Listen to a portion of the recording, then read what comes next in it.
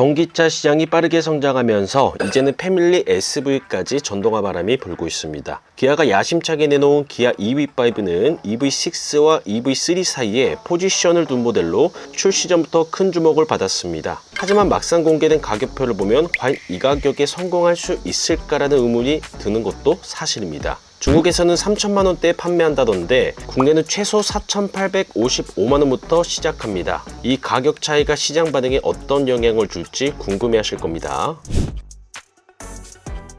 자, EV5는 총 3가지 트림으로 출시가 됩니다. 가장 저렴한 에어트림은 4,855만원, 어스는 5,230만원, 최상위 GT 라인은 5,340만원입니다. 단일 모터와 동일한 81.4kW 배터리팩을 탑재했음에도 불구하고 옵션 구성을 달리해 가격 차이를 뒀습니다. 솔직히 말해 전기차 대중화를 위해 나왔다기보다는 패밀리 SUV 세그먼트 공략에 무게를 둔 느낌입니다. 하지만 테슬라 모델 Y, BYD 같은 경쟁자들과 비교했을 때 가격 경쟁력이 충분한지는 조금 의문입니다. 특히 중국에서 판매되는 EV5는 3천만 원대부터 시작해 국내 소비자 입장에서는 왜 우리만 비싸게 사야지? 라는 생각이 들 수밖에 없을 테죠. 디자인은 기아가 자신있게 내세운 포인트입니다. EV5는 전통 SUV처럼 박시한 실루엣과 굵직한 라인을 강조했습니다. 전면의 스타맵 시그니처 라이팅은 미래지향적이면서도 독창적인 이미지를 주고 측면은 강인한 사각 팬더와 넓은 디필러로 SUV다운 존재감을 살렸죠. 실제로 제가 봤을 때 도시명 SUV보다는 패밀리카나 아웃도어 라이프 스타일에 더 잘 어울리는 모습이었습니다. 하지만 동시에 좀 투박하다라는 반응도 들렸습니다. 결국 디자인은 개인 취향의 문제이니 이 부분은 호불호가 갈릴 수밖에 없을 것 같습니다. EV5의 가장 큰 매력은 실내 공간 활용입니다. 전장은 4610mm, 휠베이스는 2750mm로 스포티지와 유사한 크기를 가졌지만 전기차 특유의 평평한 바닥 구조 덕분에 공간감은 더 여유롭게 느껴집니다. 특히 2열 시트가 완전히 평탄화되는 폴드 앤 다이브 기능은 캠핑이나 차박을 즐기는 분들에게 매력적인 요소로 뽑힙니다. 트렁크 기본 용량도 566L, 시트를 접으면 최대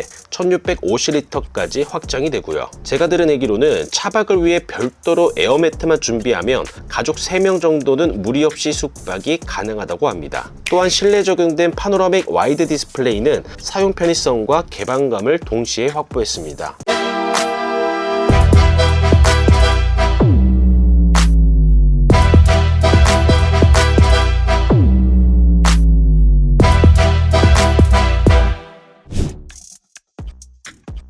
모든 트림에는 217마력, 30.1토크를 발휘하는 단일 모터가 탑재가 되고요. 배터리는 CATL의 81.4kW 제품으로 1회 충전 거리는 460km입니다. 사실 많은 분들이 LG 에너지 솔루션 같은 국내 배터리를 쓰지 않았다라는 점에서 아쉬움을 표하는데요. 저 역시 그 부분은 동의합니다. 하지만 글로벌 가격 경쟁력 확보를 위해 중국산 배터리를 선택한 건 기아의 전략적 판단일 겁니다. 다만 소비자 입장에서는 그다지 저렴하지 않은 차량 가격에 더해 안전성과 내구성에 대한 의문이 남을 수밖에 없죠. 현재 국내 전기 SUV 시장은 테슬라 모델 Y가 확실히 자리를 잡았고 BYD가 공격적인 가격 정책으로 추격 중입니다. EV5가 성공하려면 단순히 국내 브랜드라는 이유만으로 소비자 선택을 받기는 어려울 겁니다. 충전 인프라라든지 유지비, 소프트웨어 경쟁력까지 갖춰야만 합니다. 특히 가격 부분은 치명적입니다. 테슬라 모델 Y는 보조금 적용 시 5천만 원 초반대로도 구매를 할 수 있는데 EV5는 옵션 조금만 더 넣으면 5천만 원 후반대까지 치솟습니다. 물론 전기차 보조금을 더 많이 받아 실구매 가격은 낮아질 가능성이 높습니다. 소비자 입장에서는 자연스럽게 굳이 EV5를 선택해야 할까라는 고민을 하게 될 수밖에 없는 거죠.